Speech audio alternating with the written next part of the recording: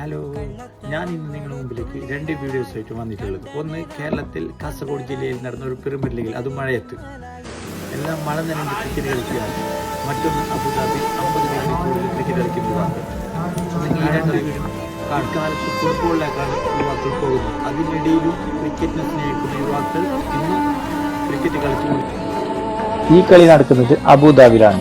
ഇപ്പൊ അബുദാബിയിലുള്ള ആൾക്ക് എല്ലാവർക്കും അറിയാം ഇപ്പോൾ അബുദാബിയിൽ എത്ര ചൂടുണ്ട് എന്ന്. പക്ഷെ ആ ചൂടിലും ഒഴിവ് കിട്ടുന്ന സമയത്ത് പോയി ക്രിക്കറ്റ് കളിക്കുന്നതാണ് യുവാക്കൾ. ഇപ്പോൾ ചൂട് എന്ന് പറഞ്ഞാൽ 50 ഡിഗ്രിയോളം ചൂടുണ്ട്. ആ ചൂടിലും ഒരു ദിവസം ഓഫ് കിട്ടിക്കഴിഞ്ഞാൽ അന്ന് പോയി ക്രിക്കറ്റ് കളിക്കും. വൈകുന്നേരം ആയാലും മോർണിംഗ് ആയാലും ക്രിക്കറ്റ് കളിക്കുകയാണ്.